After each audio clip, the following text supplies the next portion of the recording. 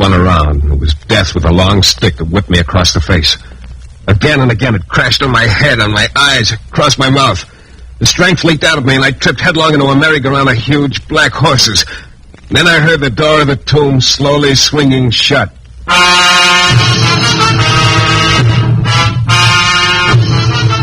The New Adventures of Michael Shayne, Private Detective. Michael Shayne, reckless, red-headed Irishman, is back again in his old haunts in New Orleans. This is your director, Bill Russo, inviting you to listen to another transcribed episode, which we call The Case of the Purloined Corpse.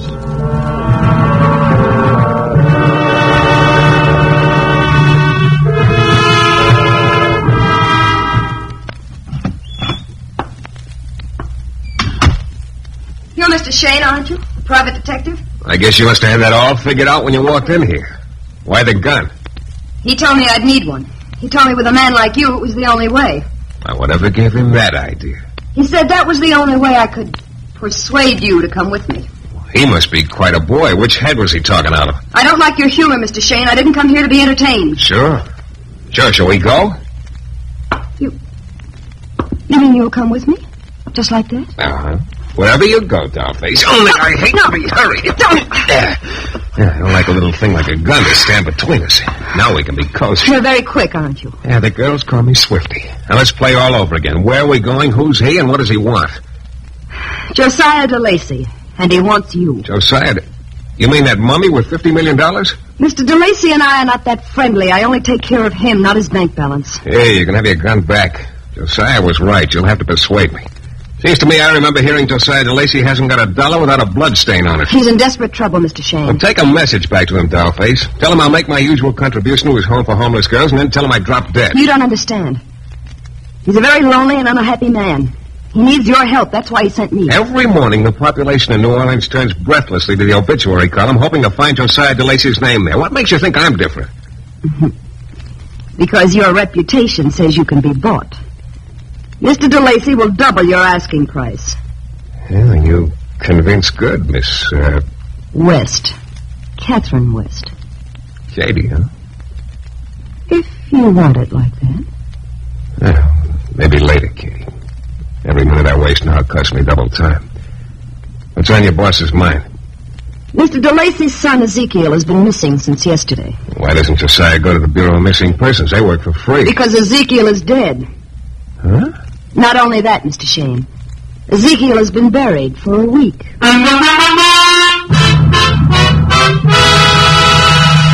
In a moment, we'll return to the new adventures of Michael Shayne and the case of the purloined corpse.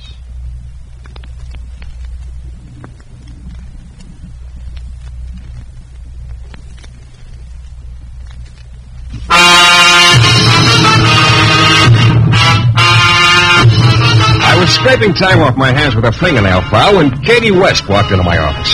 She was wearing an emerald green dress and a bright nickel revolver. On her, it looked like she'd just broken out of a sultan's dream. She told me Ezekiel DeLacy, son of Josiah DeLacy, had been kidnapped. But something silly had been added. Ezekiel had been dead for a week. And in the cab on our way to the DeLacy mansion on Royal Street, she didn't quit surprising me.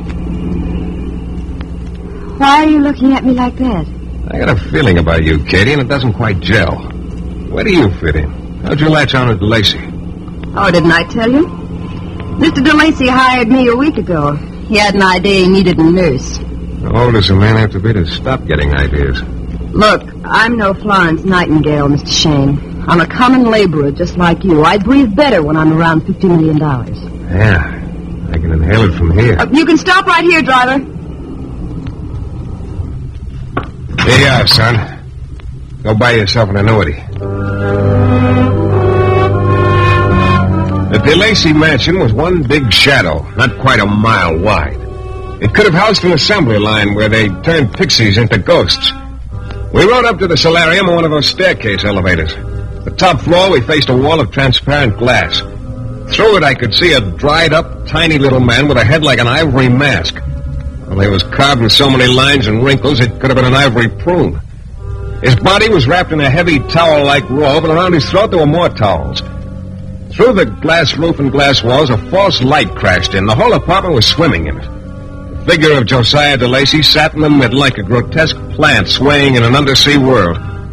Katie pushed a button, and the heavy glass door whished open, and I went in. Shut the door! Shut the door! What do you expect me to do, seep in through the glass?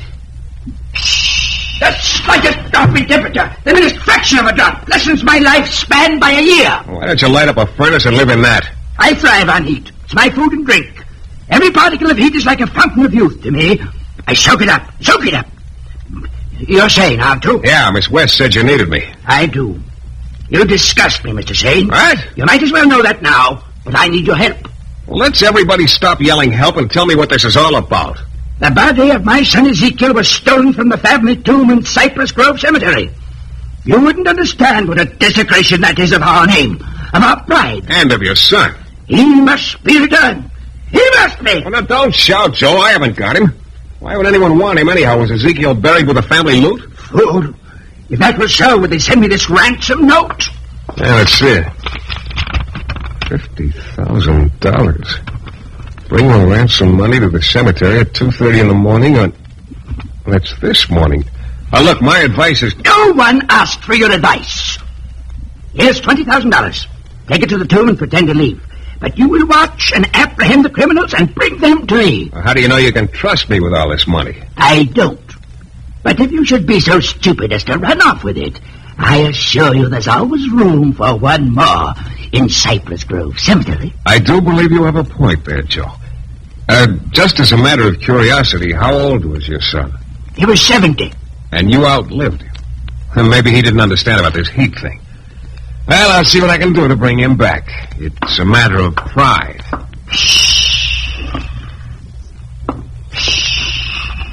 Phew. Boy. How'd you make out? Oh, keen. Just keen. I wheedled $20,000 out of Joe.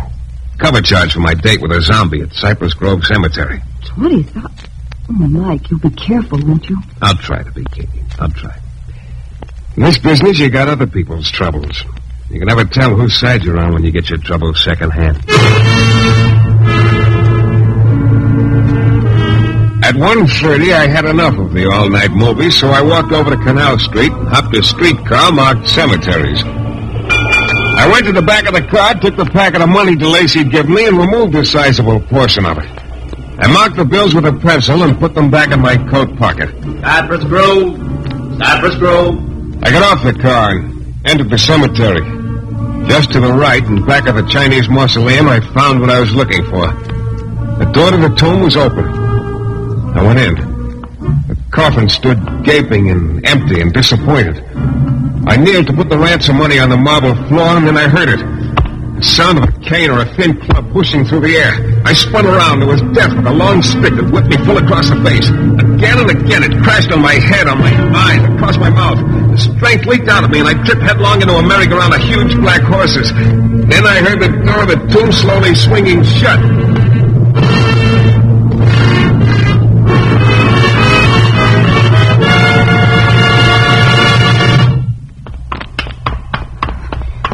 Michael. Come on, try, Michael. Try. How'd you get here? I followed you. I frightened them away when they heard me coming. Did you see who they were? No, it was too dark. You're a dodger. Yeah. Now, Ransom's gone. All right, get me out of here to bury me.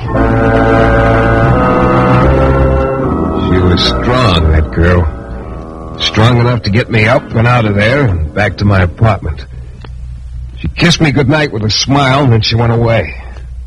It was a million years later when the noise got inside of me and kept growing and growing until I was one big noise all over. Yeah. Mr. Shayne. I don't know. Some days it's very hard to tell. Very hard. This is Miss Cleo Delphine of the Josiah DeLacy Sanctuary for Homeless Girls. Can you come down here right away? You want a testimonial? I think homeless girls are the best because they're... Shayne, this concerns murder. Murder and Ezekiel DeLacy. When I got to the Josiah DeLacy Sanctuary for Girls, I was amazed at the frivolity of the building. It was like a charming and graceful old French lady doing a discreet version of a can-can.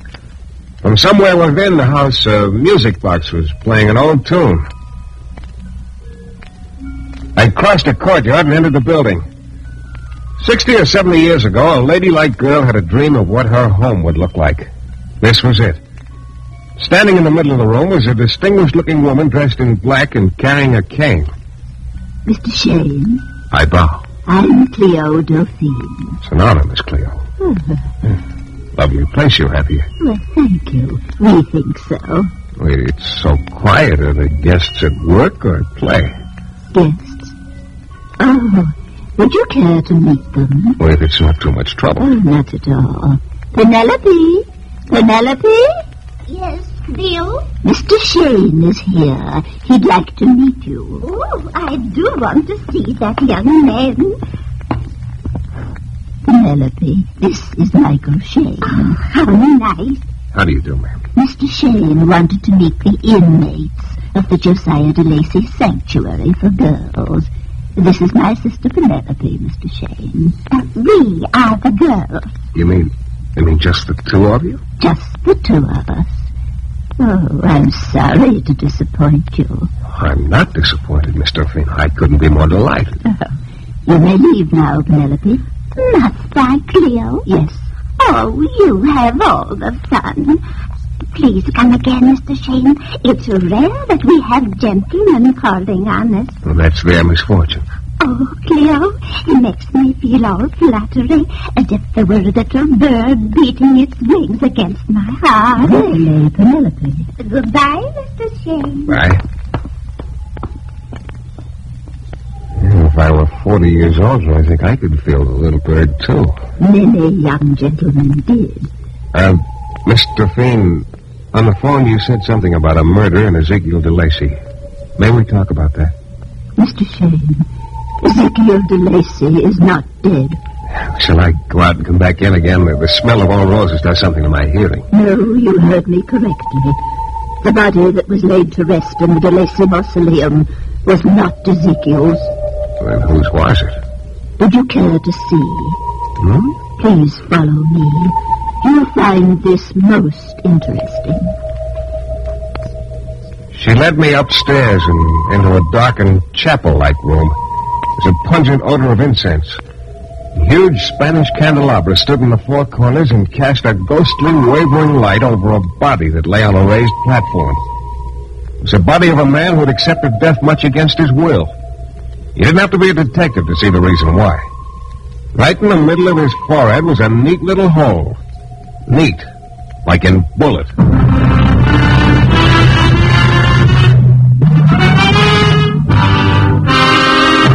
In a moment, we'll return to the new adventures of Michael Shayne and the case of the purloined corpse.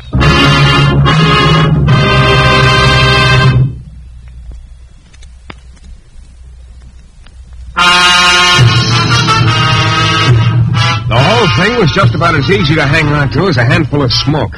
There was a girl in it named Katie who could light candles in your brain. There was also Josiah DeLacy, an old man who might have told me some big lies. His son Ezekiel had been dead for a week. I was hired to find out what made the body lively enough to disappear from Cypress Grove Cemetery. And then there was Miss Cleo Dauphine and her sister Penelope of the Josiah DeLacy Sanctuary for Homeless Girls. And scattered somewhere in between meeting all these gay people was a beating I took in Ezekiel's tomb. And finally, looking very unhappy about the whole thing, was a dead man with a bullet hole in his forehead. Mr. Shayne, I insist that this is the man who was buried in Cypress Grove. And you also say he's not Ezekiel DeLacy? Precisely. Well, the way I heard it, Miss Cleo, is that Josiah buried his son and seems willing to part with a hunk of cash just to see that Ezekiel enjoys a cool and untroubled rest. I detest quibbling, Mr. Shayne. I knew Ezekiel very well as anybody did. Yeah. Well, now, don't surprise me too much, Miss Cleo, but tell me gently. Is Ezekiel alive? I saw him at the funeral. Well, who do you think this body belonged to when it was breathing? I'd be very glad to tell you, Mr. Shayne. The murdered man you see lying there is...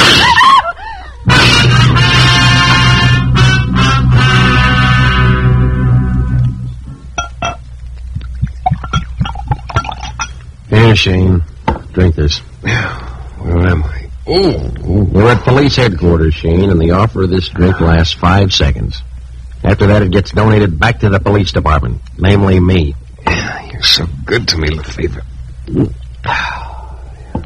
You're not hurt, Shayne, just a scratch. Well, can't fool you, can we? Did you find the body? We found Cleo Dauphine. Yeah, I figured you would. Why else would you be an inspector? Only I'm talking about the murdered body. Cleo Dauphine was dead, shot 4 times. No weapon and evidence. We may not be as smart as you, Shayne, but we call that a murdered body. What do you call it? I'm talking about the one that was stolen from the tomb.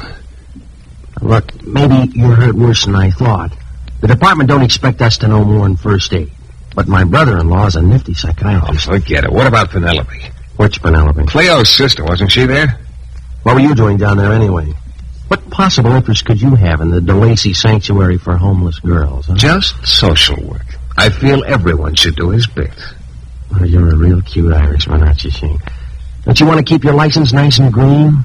Could dry up and blow away if you keep breathing hot lies on it. Now, don't crowd me, Lefevre. I got an idea I can hand this thing to you all prettied up with a ribbon around it. But try real hard, huh? If you don't, it'll break my heart. Maybe yours, too.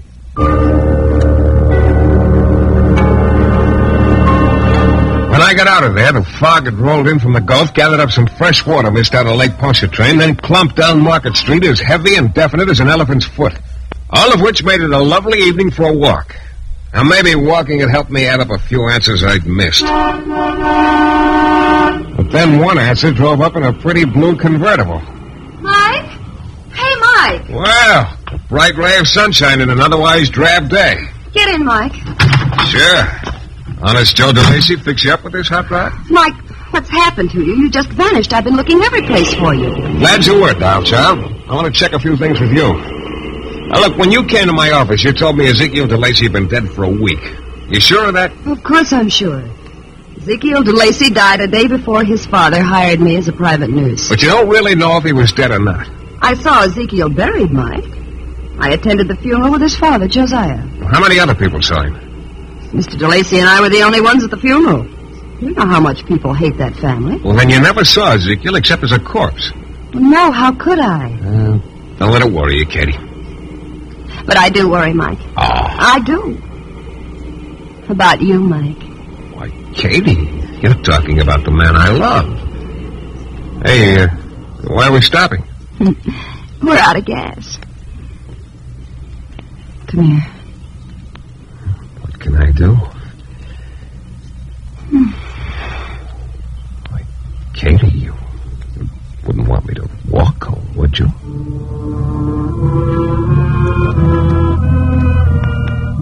After a while, after the fog went back to where it came from, Katie drove me to my apartment. I gave her back the same kind of look she gave me, whatever kind that was, bid her a fond and painful farewell. Walking down the hall to my room, I couldn't quite make out whether the after-image of her perfume still stuck with me or whether one of the other tenants was going on a binge of old roses. It didn't really start worrying me until I saw a light slanting through the bottom of the door. Oh, Mr. Shayne. Miss Penelope, how'd you get in here? Oh, just like they do in the movies, Mr. Shayne. I told the clerk I was your sister. It seems to work every time. Oh, I'm delighted. Oh, this is so exciting. Cleo will be furious when she finds out I've been talking to you alone. Cleo, But I'm sure there are some things you just asked me. Yeah. Tell me about yourself, Miss Penelope, and about your sister, Miss Cleo. Oh, there's nothing to tell about me. But Cleo now, her story is so exciting and romantic and sad, like a novel. Tell me about it. Promise you won't tell Cleo? I promise. Well, 50 years ago, Cleo was hired by Josiah DeLacy as a nurse companion. Then one day he found her in the garden with his son, Ezekiel. Oh, there, I've said it. I blush. Yes, Josiah found her in the garden with his son Ezekiel, alone. You see, it was Josiah and Cleo who were in love. Well, what did Josiah do? As punishment, he built the home and called it a sanctuary for homeless girls, and he forced Cleo and me to live there. But did you know Josiah? Oh, yes, I often visited him and Cleo. How long has it been since you've seen him? I haven't set eyes on him from the day he put us in the house Until the funeral. Until the funeral. We found a hiding place and we watched. Oh, Mr. Shayne, what have you made me say? Oh, Cleo will be very angry when she finds out what I've told you. She won't find out, Miss Penelope. I'd better be leaving now, Mr. Shayne. I don't want Cleo to find me alone with the gentleman in his room. But it was courtly of you to understand. And Mr. Shayne. Yes? Do be careful. I'm afraid for you, Mr. Shayne.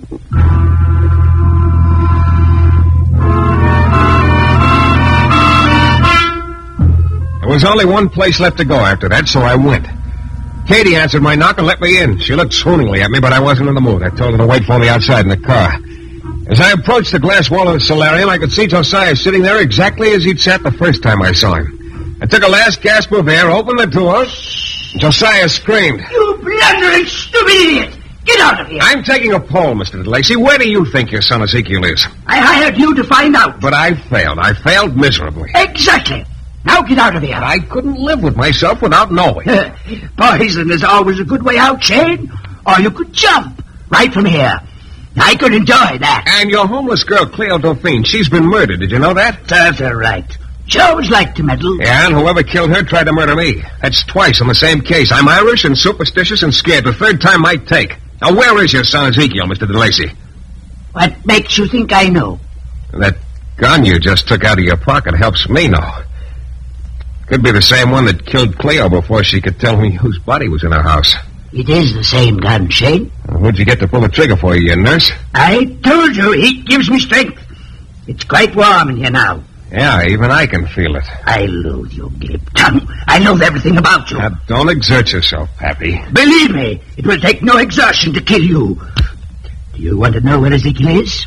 I'll tell you. No, I'll tell you. You're Ezekiel, aren't you? You killed your old man. And it was Cleo who sent you that ransom note. Yes, Cleo or Penelope. They were the only ones who could have possibly known that it was my father who was buried, and not I. Only you figured that out too late, after you hired me. So you shot Cleo while I was talking to her. I'll outlive all of you. Oh, 1,000 wouldn't even get you one on that, Zeke. Yes, I killed Cleo. And now I'll kill you, Shayne. Now, take it easy. This won't look good on your record. Take it!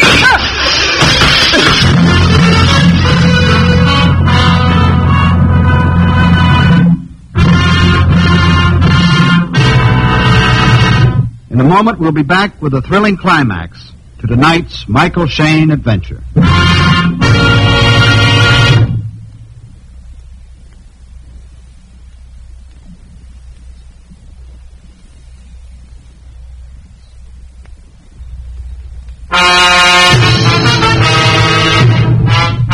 The bullets that pierced the glass punched 2 holes in the old man's body. They did another thing. They set up a vibration that collapsed the wall of the solarium. And standing outside with a very gentle smile and a very harsh revolver was Penelope Dauphine. I got her out of there fast, down to Katie's car. When I told Katie what had happened, she sat there and stared, her vision of $50 million ripped apart by all those jagged edges. Are you sure Ezekiel's dead, Mike? Yeah, I'm sure, Dollface. Quite dead. I followed you here. I told you it would be better if you had someone to take care of you. Yeah, the hot blood of youth, Miss Penelope. I apologize. And I'm glad you found out that he was really Ezekiel. I was listening. I couldn't have told you that, Mr. Shayne. I gave Cleo my word of honor. I wouldn't tell anybody that.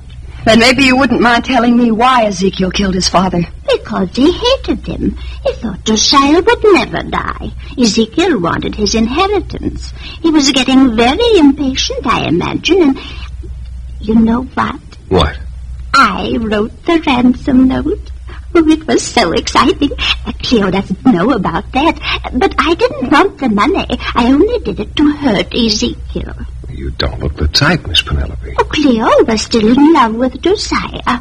That's why we brought his body to our nice house, and I put him in our own vault. That's why those policemen couldn't find it. Maybe we better tell them now. Yes, if you say so. And now I'd like to go home, Mr. Shayne. Sure, whatever you say. But why does Miss West look so unhappy? She can get another job. Yeah, she probably will. Don't take it so hard, Katie. I can't believe it. All that money just waiting to be plucked. I thought this would be the one time. Why, whatever is she talking about? Well, this nurse companion racket might pay off another time, Dollface. Do I hear an offer? How about dinner at Galatoire's private dining room, huh? That is, if you lend me $20, your late boss forgot to pay me. Oh, I'd be glad to lend it to you, Mr. Shayne. I guess it can be arranged. Here you are, Mike. Thanks. Now, let's turn on the dash light for a second. Oh, Katie, you foolish girl. What's the matter? Yes, is something wrong, Mr. Shayne? Never try to pass a marked bill, Katie, especially to the fellow who marked it. You marked it? Mm-hmm. Right before you tried to blame me in the cemetery. Now you'll have to have dinner at police headquarters with no marguerite sauce. Why, you dirty, And after all the double-crossing... trouble I had getting reservations at Galatoire's. Will you join me, Miss Penelope? Of all the low-down, contemptible... Why, I'd be delighted, Mr. Shayne.